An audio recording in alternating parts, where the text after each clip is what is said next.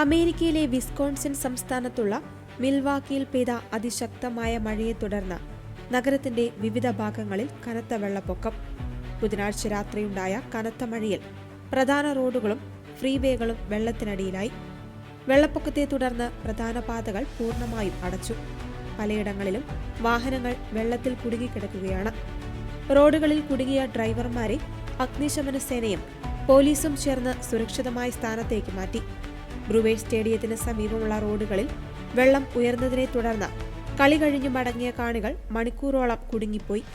ശക്തമായ കാറ്റിലും മഴയിലും ഏകദേശം 24,000-ലധികം വീടുകളിൽ വൈദ്യുതി ബന്ധവും നിലച്ചു. മിൽവാക്കി മേയർ കാവലിയർ ജോൺസൺ സ്ഥിതിഗതികൾ വിലയിരുത്തി പ്രസ്താവന പുറത്തിറക്കി. നഗരത്തിലെ ഡ്രെയിനേജ് സംവിധാനങ്ങൾ നിറഞ്ഞുകവിഞ്ഞ അവസ്ഥയിലാണെന്നും ജനങ്ങൾ അനാവശ്യ യാത്രകൾ ഒഴിവാക്കണമെന്നും അദ്ദേഹം നിർദ്ദേശിച്ചു.